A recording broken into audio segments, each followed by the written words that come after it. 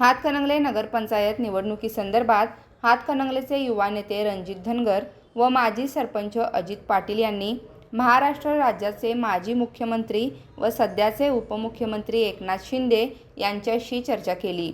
यावेळी उपमुख्यमंत्री एकनाथ शिंदे यांनी शिंदे शिवसेनेच्या मार्फत निवडणूक लढवण्यासाठी योग्य उमेदवार व नगराध्यक्ष पदाचा योग्य दावेदार निवडून निवडणूक लढवा, परिणामी त्यासाठी आपण लागेल ते सहकार्य करू, असं आश्वासन रणजित धनगर व अजित पाटील यांनी दिलं।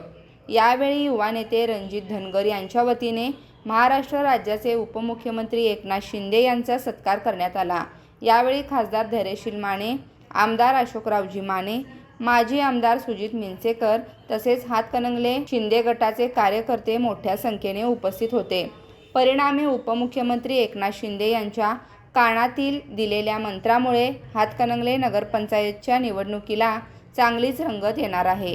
न्यूज मराठी 24 साठी विनोद शिंगे, कोल्हापूर। ऐकलं? गोकुळची बासुंदी पुन्हा खावीशी वाटतेय। खरं सांगू, मलाही खावीशी वाटतेय। पुन्हा पुन्हा खावीशी वाटणारी गोकुळ बासुंदी।